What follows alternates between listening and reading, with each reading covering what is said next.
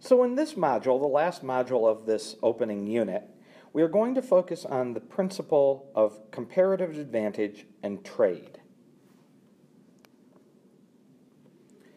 The basic principle of comparative advantage rests on differing opportunity costs of producing various goods and services. So rather than individuals and societies producing all of the goods and services they desire on their own, what we find is that individuals and societies generally tend to specialize in producing one good or service and then trade with other individuals or societies to get the other goods and services that they want. And this, as we will see, creates benefits both for individuals and for nations. And so trading partners can both benefit if they specialize and trade based upon the comparative advantage that they have. So in this module, we will learn how trade leads to gains for an individual or for a nation, an entire economy. You will see that there is a difference between absolute advantage and comparative advantage. And then we will see how comparative advantage leads to gains from trade in the global marketplace. So, let me ask you a number of questions before we get into this first example here to kind of illustrate what we are talking about. There are gains from trade. Let me ask you a number of questions first. Who made your shoes? What have you eaten today? Who grew the food that you ate? Why didn't you make your own shoes or grow your own food? Are we better off because we can focus on being students while someone else focuses on making our shoes or growing the food that we eat? Well, most of you would probably answer yes to that question. So let me illustrate this by talking about something that you've probably all experienced, that dreaded trip to the dentist. Okay? Most people don't like to go to the dentist, but everyone has been to the dentist, and we've probably all had an experience similar to this. You show up at the dentist's office and you're greeted by a receptionist. A dental hygienist takes x-rays of your mouth, then cleans and polishes your teeth. In the last 5 minutes of your visit, the actual dentist then shows up. He or she inspects the work of the hygienist and asks if the hygienist has found anything out of the ordinary in your mouth. Now, why doesn't the dentist perform all of these tasks? Isn't he or she qualified to greet you at the door, take the x-rays, clean and polish your teeth, and determine if there are any problems? Of course he or she is. Well, then what is the dentist doing while you spend your time with the hygienist? He or she is doing tooth extractions, cosmetic surgery, root canals, and other things that only the dentist can do and that the hygienist and the receptionist cannot do. So he or she is performing the actions that actually require a medical degree to perform. So if your dentist performed all of the tasks that go into a typical visit to the dentist's office, much of the specialized work would go undone. By hiring someone to be a receptionist and a hygienist, all three persons can specialize and much more production is then done in the dentist's office. So now let's look at an example of production possibilities for two states to see how this principle of comparative advantage and the gains from trade actually work. So let's look at the states of Washington and Oregon. And they have a natural rivalry with each other in apple and timber production. So when we look at these two states, Oregon and Washington, we can see that before they trade with each other, both states are self-sufficient in apples and timber, meaning Washington produces all of its own apples and timber, and Oregon produces all of its own apple and timber. And when they do that, they can produce at the levels shown in this table. And you can see the totals that they can produce and the opportunity cost of producing more timber or more apples associated with each one.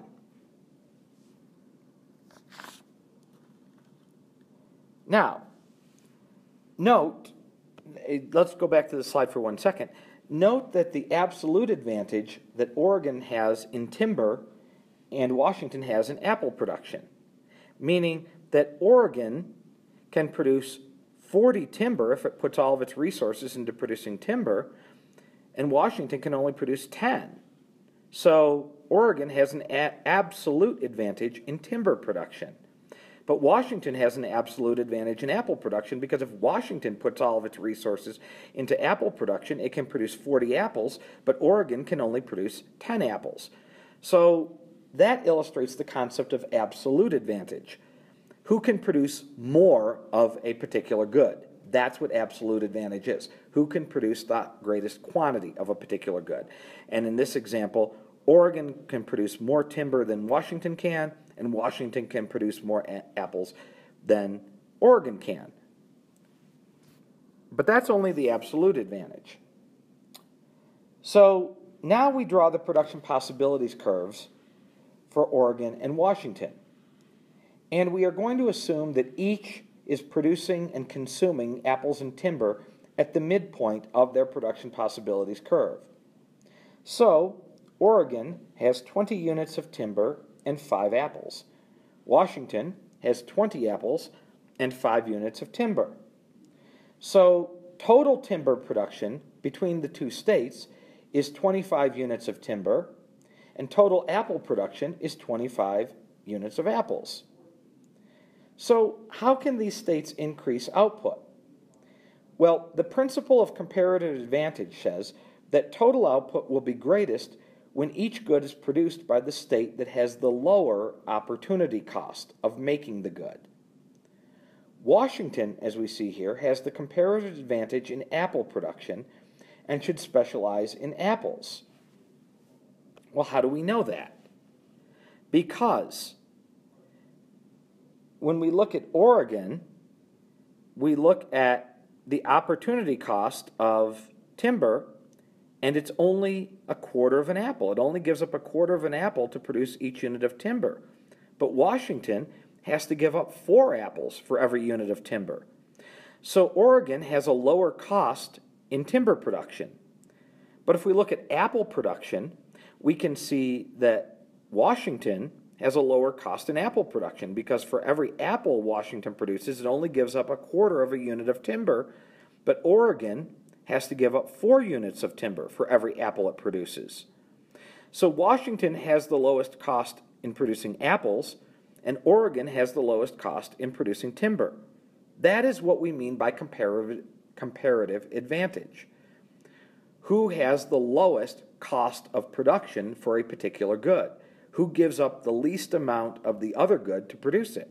And in this case, Oregon has the comparative advantage in timber production, and Washington has the comparative advantage in apple production. So, because of that, Oregon should specialize in timber and only produce timber and no apples because it has a comparative advantage. And if they do this, if they specialize in timber and Washington specializes in apples, together they will produce more apples and more timber than they had individually without specialization.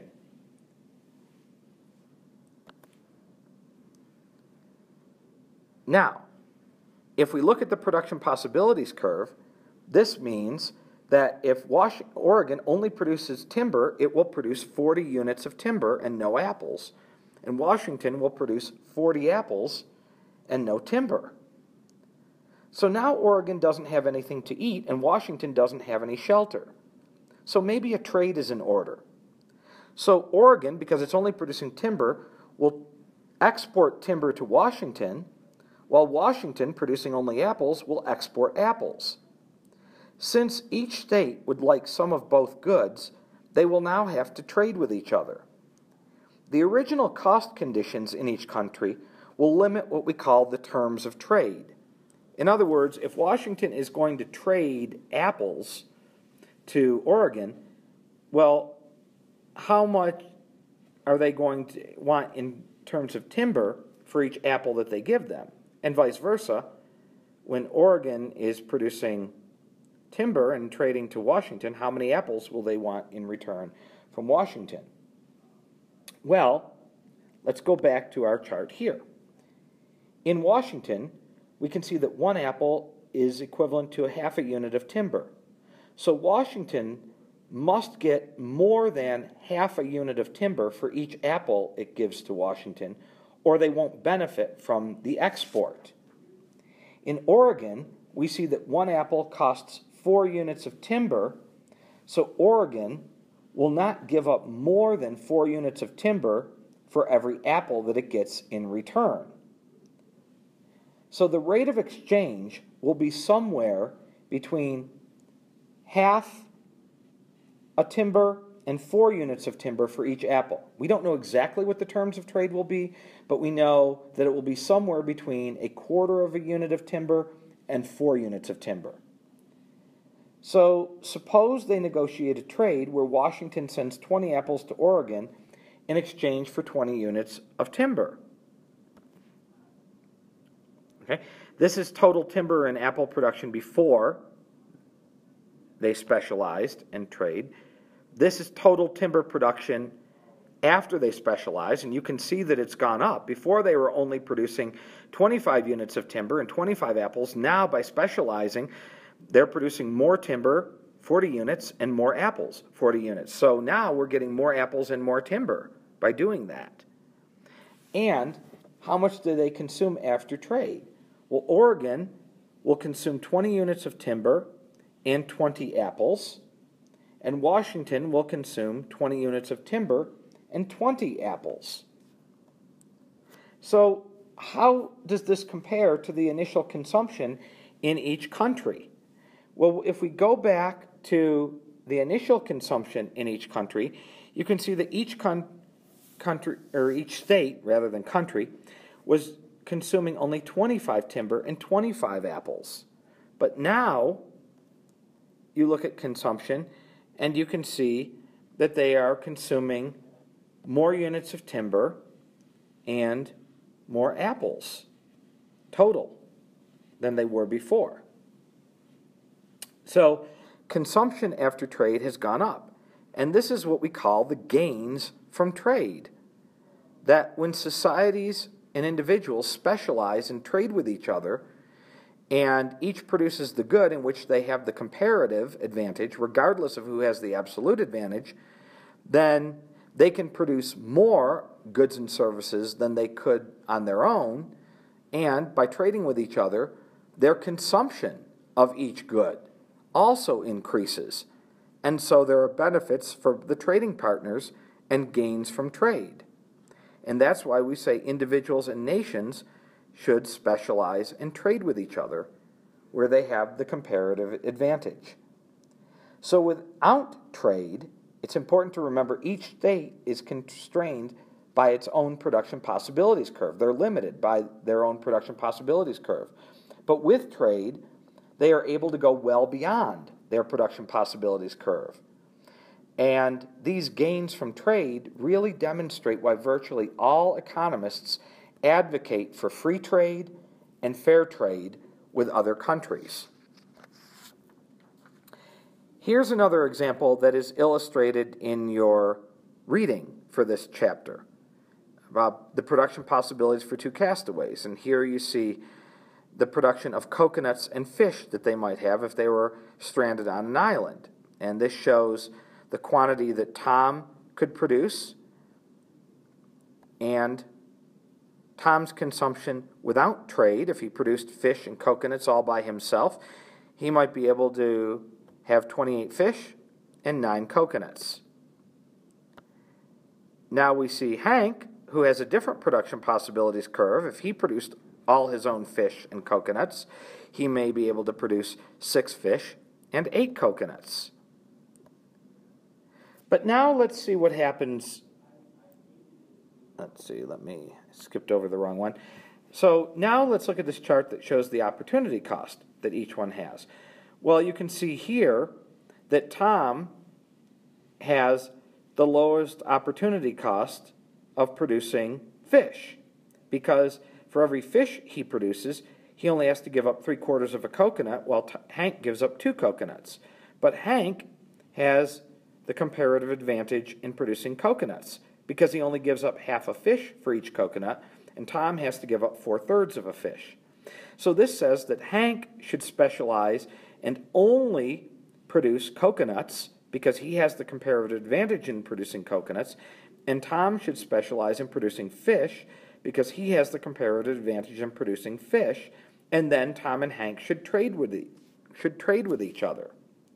So both castaways are better off when they each specialize in what they are good at and trade with each other. Tom should specialize in catching fish. Hank should specialize in gathering coconuts. Now let's look at their production and consumption before and after trade. Well, you can see that Tom's production and consumption, consumption without trade was 28 fish and 9 coconuts.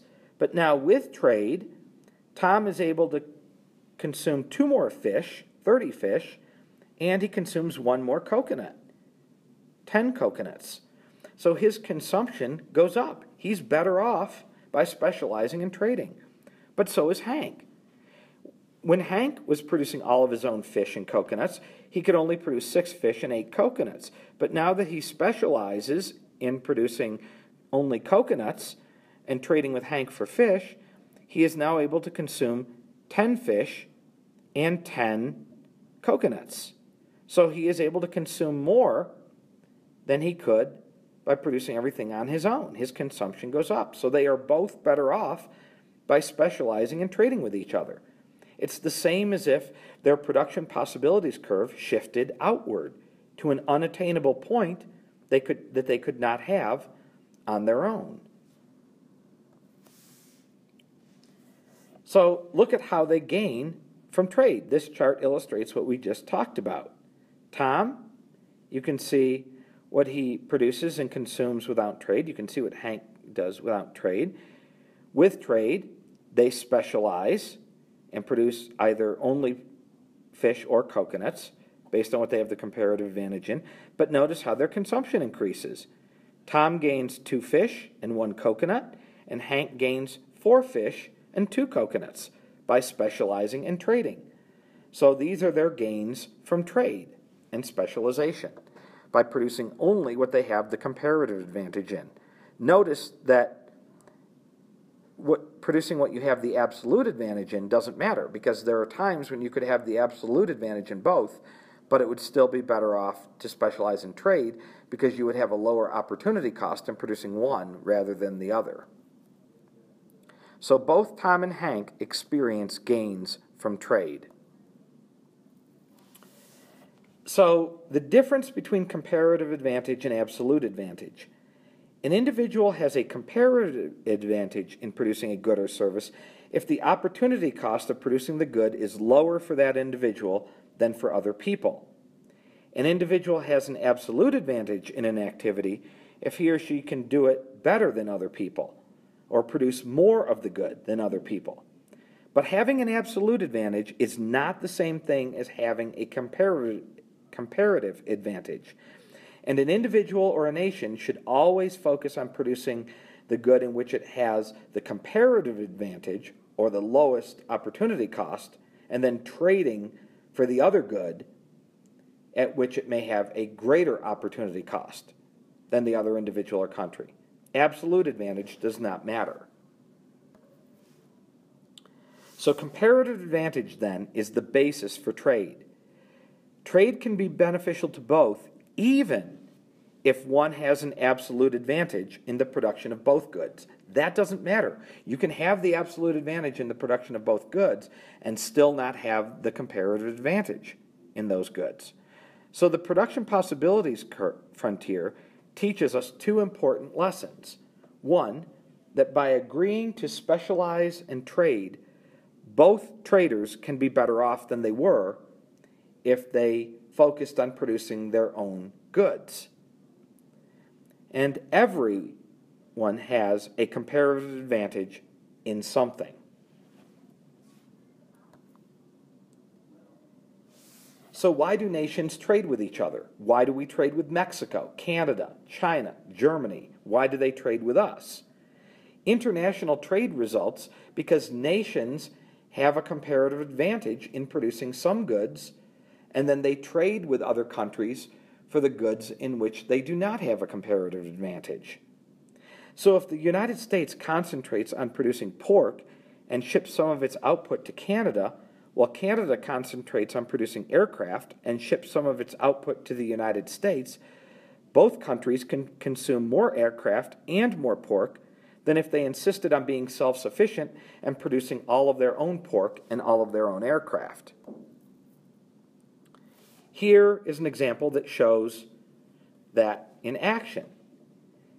If the United States decided to produce all of its own pork and all of its own aircraft, it may be able to produce 1 million tons of pork and 1,000 aircraft.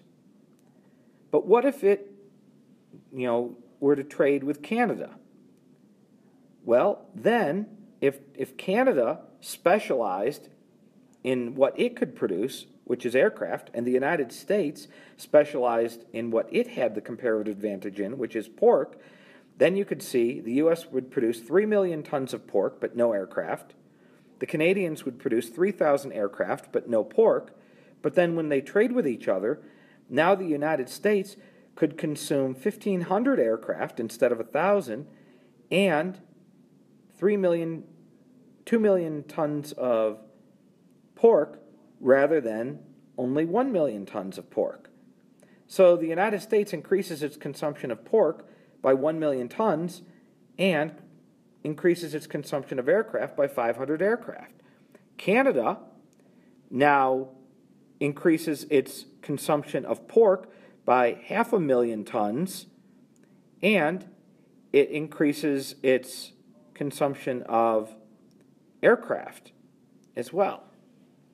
And so this represents a comparative advantage for both countries and the gains that we see from trade.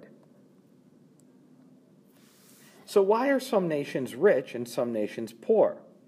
Think of the textile industry, the making of clothing. And there's an activity that you'll be doing in your launchpad that focuses on this concept. And you'll see that most clothing is made overseas rather than in the United States, in countries that are much poorer than the United States. Why is that? Well, that's because they can produce clothing at a lower opportunity cost than we can. In other words, other countries have a comparative advantage in producing clothing compared to the United States. It's more expensive to make it here than it is in many of those countries. So the immediate reason for the poverty of these nations is that their economies are much less productive. They don't produce as much as the United States. Their GDP is not as high. And even though these economies are much less productive, they still hold a comparative advantage in clothing production, even though they can't produce as much of it as maybe we could here, because we would have an absolute advantage in clothing production.